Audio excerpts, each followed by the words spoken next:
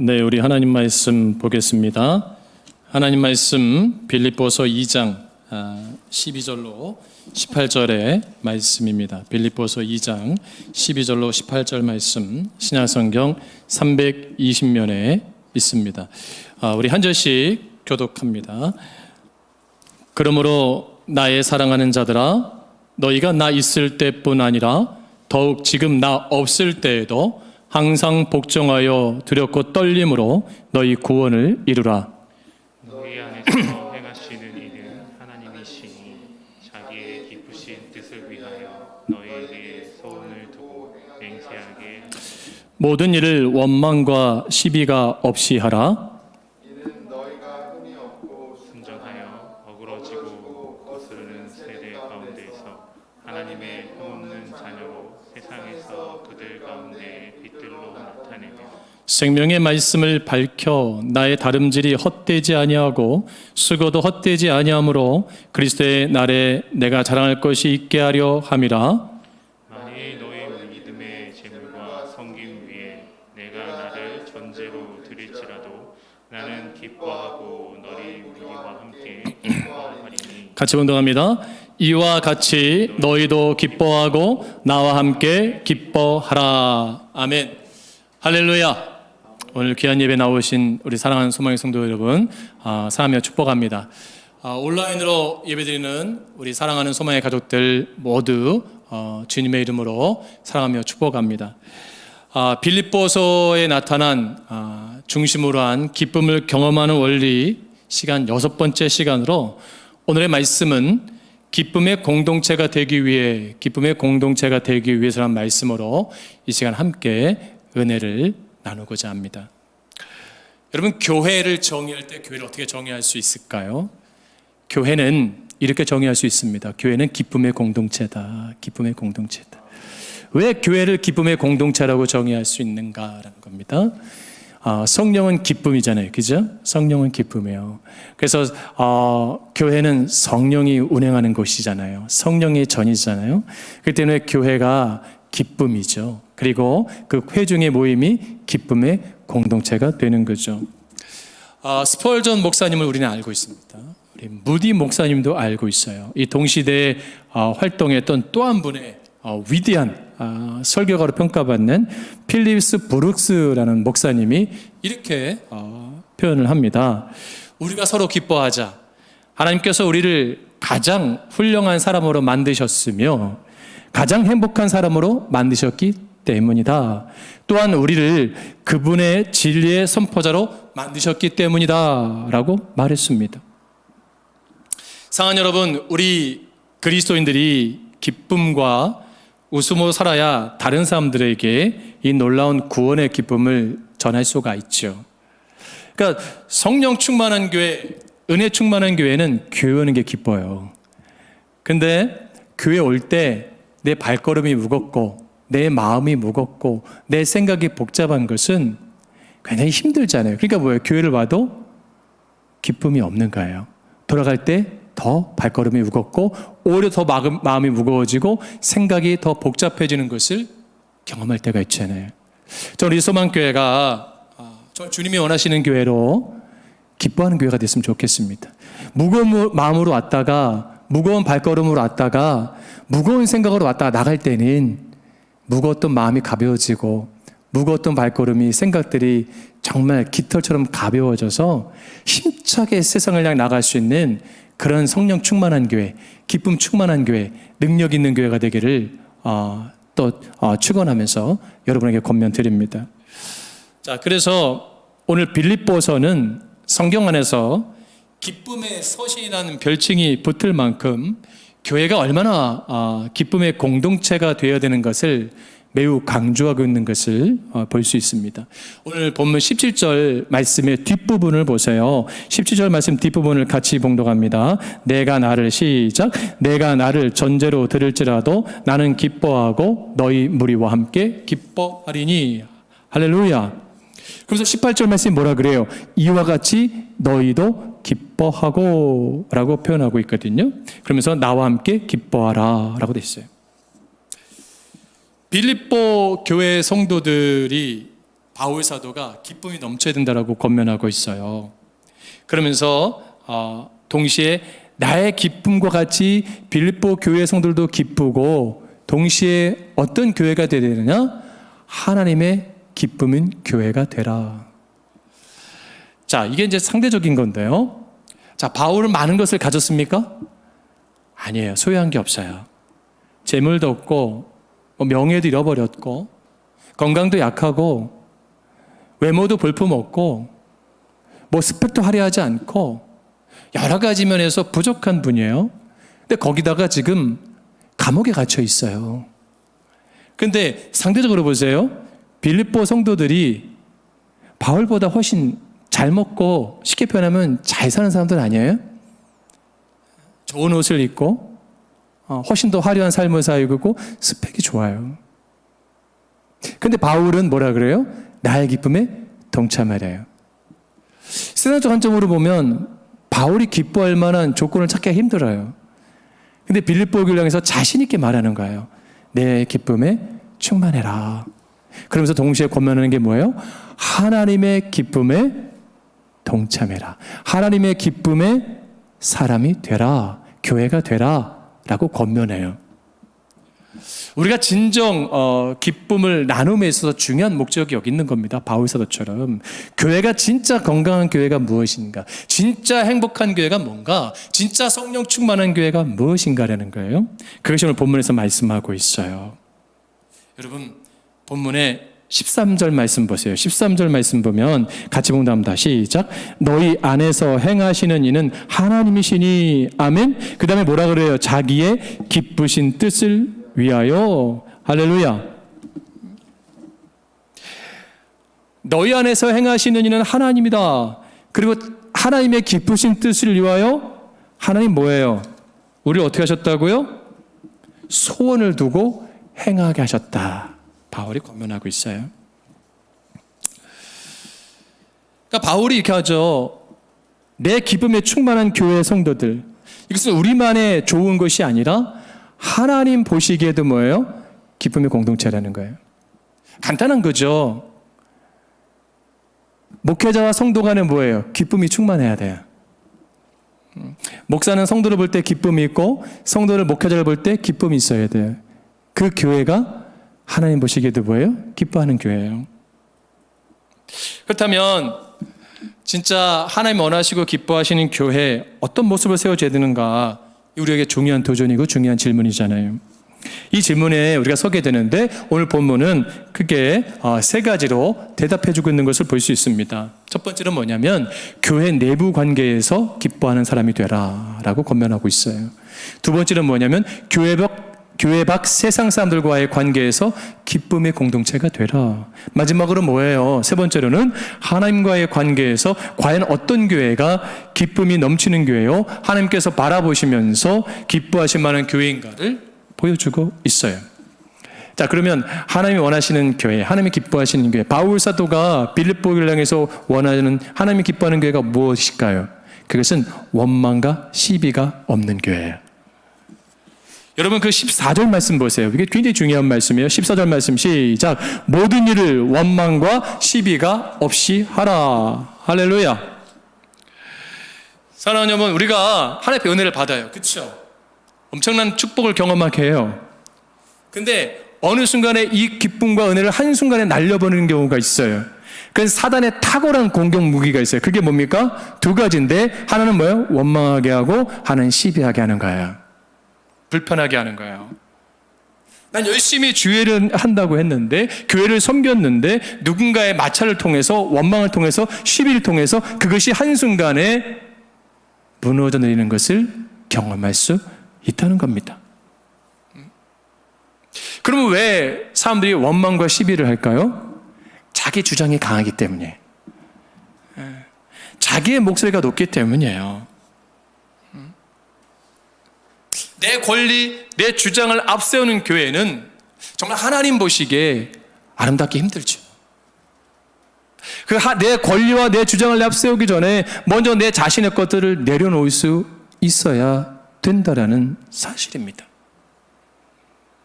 사랑하는 여러분, 우리가 근데 이거 내 것을 포기한다는 게 굉장히 어려워요. 근데 하나님은 뭐예요? 원망과 시비가 없이 하려면 뭐예요? 내 것을 내려놓기를 원하시는 거예요. 그럴 때 하나님이 원하는 기뻐하는 교회가 될 수 있다고 권면하는 거죠. 그러면서 두 번째는 뭡니까? 세상에 흠잡히지 않는 교회로 서라. 세상에 흠잡히지 않는 교회로 서라. 하나님께서 기뻐하신 교회는 두 번째로 교회 밖 세상 사람들과의 관계에서 흠잡히지 않는 교회로 서기를 원한다는 거예요. 그것이 15절 말씀에 바울이 정확하게 기록하고 있어요. 15절 말씀 시작. 이는 너희가 흠이 없고 순전하여 어그러지고 거스르는 세대 가운데서 하나님의 흠없는 자녀로 세상에서 그들 가운데 빛들로 나타내며. 할렐루야. 오늘 본문을 보면 세상을 뭐라고 표현해요? 어그러지고 거스르는 세대. 자, 바울이 살던 2000년 전의 시대에도 여전히 그 사회가 어때요? 어그러지고 거스르는 세대예요. 이게 뭐냐면 권위를 인정하지 않는 세대예요. 질서를 인정하지 않는 세대예요. 그것이 우리 시대와 똑같아요. 원래 우리 시대 어떤 시대라고 부릅니까? 포스트 모더니즘 시대 하잖아요. 포스트 모더니즘 시대. 포스트 모더니즘 시대의 결정적인 표현이 뭐죠? 절대 진리를 부정하는 겁니다. 절대 진리를. 그러니까 다수의 진리를 인정하는 거예요. 그러니까 절대의 진리가 소멸됐기 때문에 무엇이 옳은 것인가, 무엇이 잘못된 것인가를 판단 기준이 뭐예요? 약해요. 여러분 오늘날 동성애가 뜨겁잖아요, 그죠? 성경으로 보면 동성애는 잘못된 겁니다. 근데 포스트 모더니즘은 뭐예요?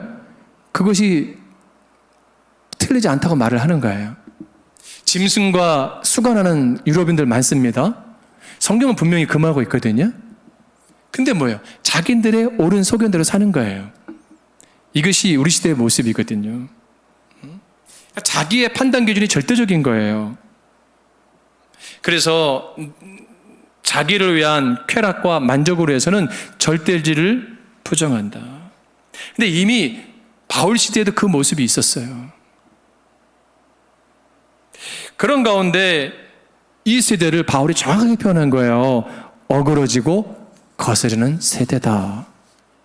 그러니까 하나님이 원하시는 거, 하나님이 요구하시는 것이 순종하는 것이 아니라 어그러졌다는 거예요. 왜요? 나를 내려놓지 않잖아요. 여러분, 그러면 이렇게 말하죠. 목사님 뭘 내려놔야 되나요? 욕심이에요. 욕심 버리는 순간 자유하게 됩니다. 목사는 그 교회에서 욕심을 내려놔야 됩니다. 성도도 마찬가지예요. 우리는 교회 한 공동체잖아요. 그리스도의 한 피 받은 한 형제 자매인데 여기서 무슨 욕심을 차리고 무슨 기득권을 차리고 어떤 힘을 발휘할 건가요? 잘못된 거잖아요. 세상 사람들은 절대 진리를 인정하지 않고 자기의 옳은 소견대로 자기의 옳은 판단대로 살아갑니다. 자기의 마음대로 이끌려 살아가요. 그런데 놀라운 게 뭔지 아세요? 참 역설적인 거는요. 세상 사람들은 자기의 옳은 소견대로 살면서 특별히 뭐예요? 하나님의 사람들은 그렇게 살지 않기를 원해요. 자기는 마음껏 세상의 죄를 범하면서도 교회 목사와 성도들은 그렇지 않기를 바라요. 그럼 뭔가 모순되잖아요. 그죠? 근데 우리가 그들이 원하는 만큼의 삶의 가치와 진리를 붙잡고 살아가고 있습니까? 자신 없잖아요. 자신 없잖아요. 목회자와 성도 간에, 성도와 성도 간에 고소 고발이 난무합니다. 사회 법정으로 얼마나 많이 갖고 가는지 몰라요. 욕심을 내려놓지 않는 거죠. 우리는 다 하나님을 믿는 성도예요. 크리스찬이에요. 구별된 사람들이에요. 구별된 사람들. 뭐가 구별돼요? 세상과 구별된 거예요. 죄와 구별된 거예요. 그러면 우리가 여러분 보세요. 거스르지 않기 위해서 뭐가 필요해요? 진리 대신 하나님 말씀을 붙잡아야죠. 여러분 진리는 변경될 수 없는 겁니다. 여러분 이 시대에 이렇게 말하는 분들이 있어요. 지성인들이 교회 밖에도 구원이 있다. 여러분 교회 밖에는 절대 구원이 없습니다. 그럼 교회가 구원이냐? 아니죠. 교회는 누구? 예수 그리스도. 그러니까 교회는 예수를 보여줘야 돼요. 피 묻은 복음이 살아 있어야 됩니다. 근데 이 시대는 뭐예요? 피 묻은 복음을 힘들어해요. 책망한다 그래요. 정죄한다 그래요. 따갑다 그래요. 불편하다 그래요. 그래서 듣기 좋은 소리, 심리학에 물든 소리, 윤리적인 소리, 도덕적인 소리, 그런 강단에서의 메시지를 원합니다.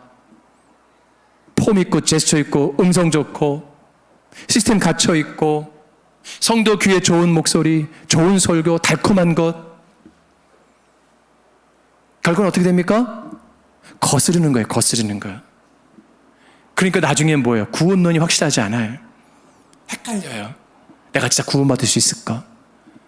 여러분 솔직히 우리 고백하죠. 이 시간 예배드릴 가운데 우리 가운데 있는 분들 가운데 나 정말 지금 죽어도 구원받을 수 있습니다라는 분 몇 분이나 계실까? 그 진지한 고민 아닙니까? 여러분 이건 우리 이 고민에 서야 됩니다. 이 고민의 답이 이거예요. 내 안에 예수가 있는가? 바울 사도는 지금 그 안에 예수가 충만하니까, 예수가 있으니까 비록 감옥에 있어도 기쁨이 충만하다. 내 안에 예수를 빌립보 교회 성도들도 갖기를 원하고 빌립보 교회 성도들이 가지고 있는 예수가 세상에서 보기를 원한다. 할렐루야. 이겁니다. 여러분, 오늘날 종교다원주의 시대 가운데 다 종교에서 꼭 예수 믿어야 되느냐, 꼭 그렇게 살아야 되느냐라고 도전해요. 이 시대의 신자유주의 신학자들, 목회자들도 예수 안 믿어도 천국 갈 수 있다고 말하는 분들 많습니다. 그런 거 되게 인격적이고 되게 인테리어하고 아주 젠틀하잖아요. 사람들이 많이 그걸 흘러가요. 11조 폐지론자들도 있습니다. 주일 성수 폐지론자들도 있습니다.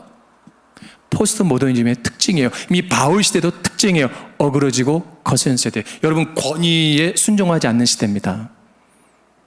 여러분, 오늘 시대에 세워지는 리더들의 권위를 뭐예요? 우습게 알잖아요. 여러분, 자녀들이 가정에서 부모를 존경합니까? 별로 안 하잖아요. 아내들이 남편들에게 순종합니까? 안 하잖아요. 목회자의 권위에, 세운 리더십에 순종합니까? 안 하잖아요.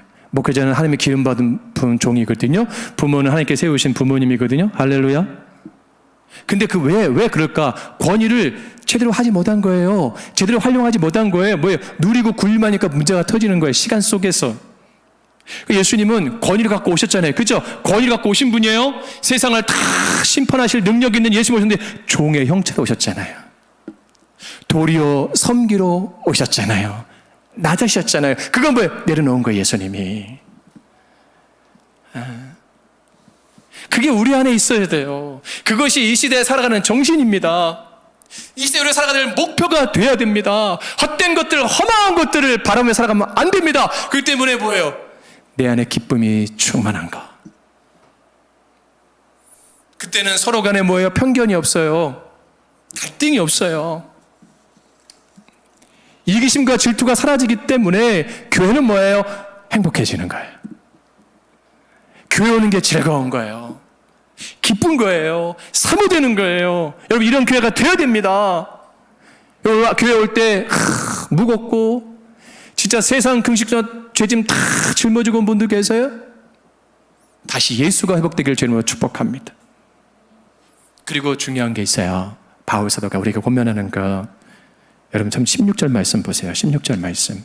굉장히 중요한 말씀이에요. 같이 봉독합니다. 시작. 생명의 말씀을 밝혀 나의 다름질이 헛되지 아니하고 수고도 헛되지 아니하므로 그리스도의 날에 내가 자랑할 것이 있게 하려 함이라. 할렐루야. 하나님이 기뻐하시는 교회, 하나님이 기뻐하시는 성도는 하나님과의 관계성에서 어떤 교회였는가라는 거예요. 여러분, 16절 말씀에 딱 말씀하잖아요. 생명의 말씀을 밝혀라고 번역되어 있어요. 생명의 말씀을 밝혀. 헬라어의 단어의 의미는 오늘 두 가지 의미로 해석되고 있는데, 첫 번째는 붙들다의 의미를 가지고 있고, 두 번째는 제시한다라는 의미를 가지고 있어요. 자, 그래서 바울 사도가 16절 본문에서 이 말씀을 기록할 때 붙들다는 의미와 제시한다 혹은 밝힌다는 의미를 모두 포함한 의미를 단어를 붙잡고 있는데, 쓰고 있는데, 여러분 뭐예요? 생명의 말씀은 뭐예요? 붙들어라. 붙들어라. 하나님이 원하시는 교회 뭐예요? 생명의 말씀을 붙들어라. 그럼 생명의 말씀 뭐예요? 선포되시는 강단에서의 선포되는 하나님의 말씀이 뭐예요? 죄인됨을 깨닫게 하고 예수 십자가를 경험하게 하고 그 피 묻은 복음 앞에서 주님, 나는 죄인입니다. 나를 구원하소서. 할렐루야. 불편하잖아요. 모세가 메시지가 출애굽의 이스라엘 백성에게 불편했어요. 그렇지 않습니까? 눈의 아들 여호수아와 갈렙이 정탐하고 나서 보고했던 것이 불편했어요. 세례 요한이 회개하라 천국이 가까이 왔느니라 불편했어요. 진리는 불편한 겁니다.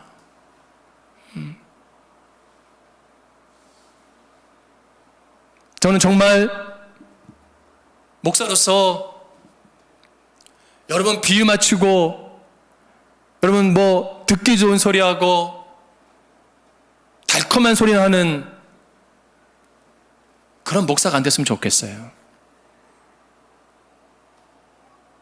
몇 분이 남든 정말 생명 있는 성도로 교회를 세우는, 정말 하나님 보시기에 주님 보시기에 합당한 성도가 있는 그 성도로 세워지는 그런 교회가 되기를 원합니다. 그래서 바울이 지금 빌립보를 향해서 그걸 원하는 거예요. 난 그 기쁨을 원한다. 그 기쁨을 원한다. 여러분, 우리 강단은요 절대 오염되면 안 돼요. 할렐루야. 오염되는 순간 하나님의 기쁨이 소멸되는 거예요. 여러분 보세요. 하나님 말씀은요 명령형이거든요. 명령형. 여러분 10계명을 보세요. 살인하지 말라. 얼마나 상식적인 명령이에요. 그죠? 간음하지 말라. 거짓 증언하지 말라.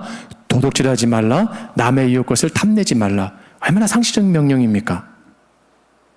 근데 때로는요 하나님의 말씀인 성경이 우리에게 옳은 것, 지극히 상식적인 것을 넘어서 더 위대한 명령을 하셔요. 주님이 하신 거예요. 뭐예요? 내 이웃을 내 몸과 같이 사랑해라. 할렐루야. 우리는 살인도 안 해요. 거짓 증언도 안 해요. 간음하지 않아요. 도둑질하지 않아요. 남의 이웃의 물건도 뭐 탐내지 않아요. 근데 뭐 하는지 아세요? 이웃은 사랑하지 못해요. 상식적인 건 잘하는데 위대한 사명의 일은 우리가 굉장히 주저해요. 너희 원수를 사랑하라. 그 주님의 말씀, 우리가 얼마큼 그것을 행하고 있나요? 아이고 목사님 안 경험해서 그렇지 그걸 어떻게 사랑할 수 있나요? 집사님 맞습니다. 위로하는 게 아니고 그 상황이 되면 그래도 사랑하세요. 못해요. 집사님을 주님이 사랑하셨잖아요. 그래도 주님은 우리를 사랑하시잖아요. 그 사랑을 받으셨잖아요. 그 사랑을 거저받았으니까 뭐예요? 거저주세요. 그래서 크리스천의 삶을 C.S. 루이스는 이렇게 말하는 겁니다. 상식에 준해 살면서도 상식의 한계를 넘어서 사는 삶이다.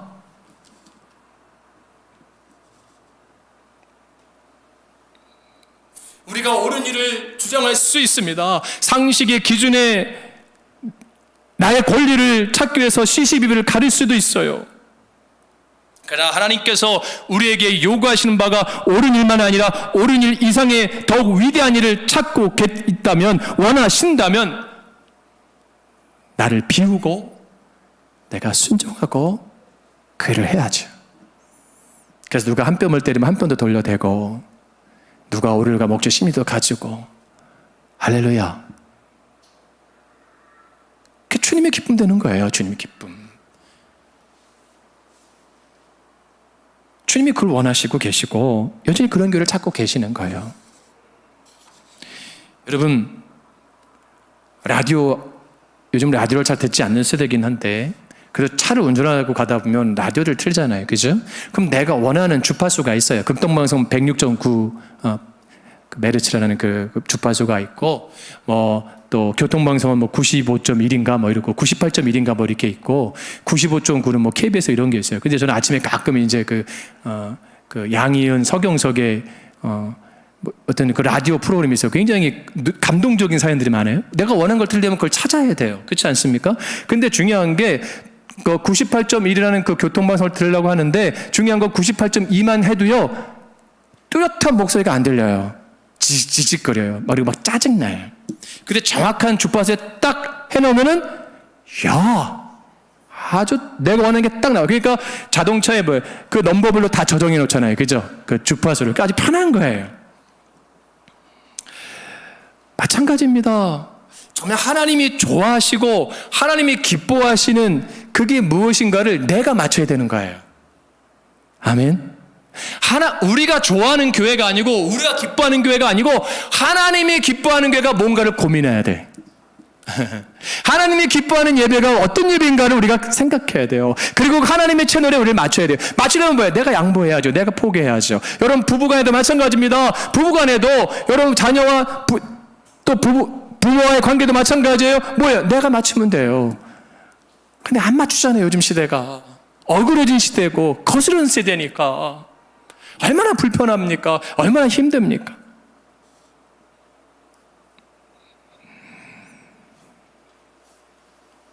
여러분 17절 말씀 보세요. 중요한 겁니다. 같이 공부합니다. 시작. 만일 너희 믿음의 재물과 섬김 위에 내가 나를 전제로 들을지라도 나는 기뻐하고 너희 무리와 함께 기뻐하리니. 할렐루야. 바울이 고백해요. 너희 믿음의 재물과 섬김이라고 말씀하고 있어요. 전제는 뭐예요? 원래 구약에서 짐승 제사를 드릴 때 마지막 순서로서 그 재물 위에 포도주를 쏘아붓는 것을 말하잖아요. 그래야 제사가 완성되는 거예요.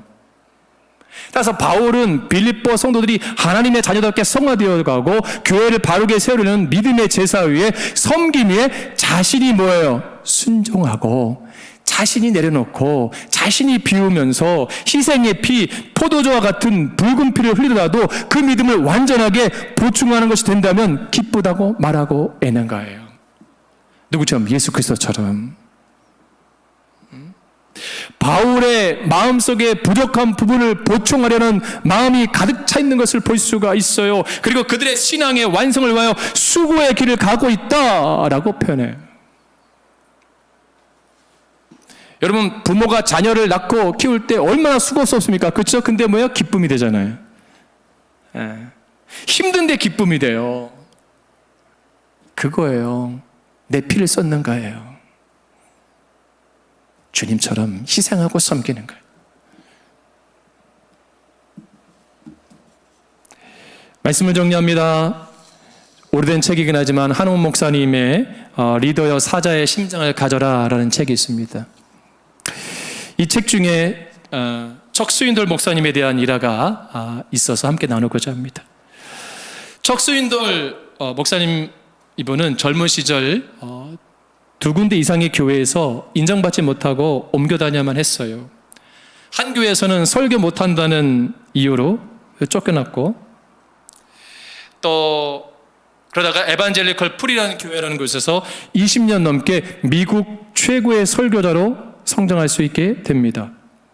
쫓겨났던 목사님이 미국의 최고의 설교자가 돼요. 20세기 후반 미국의 최고의 설교자로 평가받는 분이거든요. 달라스 신학교 총장님이셨는데 어떻게 이분이 그러면 이렇게 위대한 설교자가 될 수 있었을까라는 거예요. 한 번은 이 척슬더 목사님이 설교를 하고 났는데 한 성도가 쫓아오는 거예요. 목사님 오늘 말씀이 너무 은혜로웠습니다. 그때 척수인들 목사님이 눈에 눈물을 글썽이면서 이렇게 말하는 거예요. 성도님 누군가 내게 은혜받던 얘기를 해준 지가 너무 오래되었습니다. 정말 고맙습니다. 정말 감사합니다. 나에게 힘이 됩니다. 했다는 거예요. 그 뒤부터 용기를 갖고 조금씩 자신 있게 설교했다는 거죠. 그리고 그 교인들은 목사님이 부족해 하더라도 존중해 주면서 세우면서 교회가 아름답게 성장하게 됩니다. 그 교회를 에반젤리컬 프리라는 교회를 은퇴하실 때 척슬더 목사님이 이렇게 말합니다. 내 생에서 가장 큰 축복은 좋은 교회 성도들을 만난 것입니다. 그 교회 성도들은 이 목사님에게 가장 필요한 것이 무엇인지 알았던 거예요. 따뜻한 격려와 위로였던 것을 알았던 겁니다. 그리고 보충해줬던 거예요. 기러기 편대가 V자 형태를 하고 날아갑니다. 목적지가 깁니다.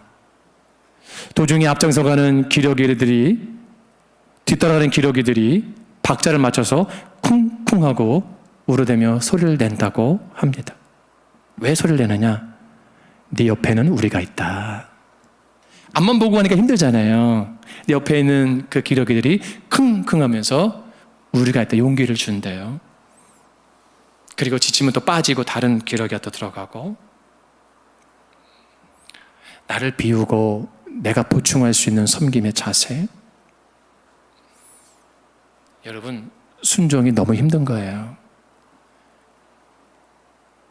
우리 주님은 죽기까지 순종하셨잖아요. 여러분 마음에 예수가 있습니까? 우리 모두 죽어집시다. 바울사는 난 날마다 죽노라는 거예요. 내가 죽어질 때 가정이 살고, 내가 죽어질 때 교회가 살고, 내가 죽어질 때 이 사회가 삽니다. 그런 교회를 찾는 거예요, 하나님이. 그런 목사를 찾고 있고 그런 성도를 찾는 거예요. 그것이 성화의 단계가 가는 겁니다. 그런 교회와 성도를 세상이 두려워하는 거예요. 그런 소망교회 되기를 주의 이름으로 축복합니다. 기도하겠습니다.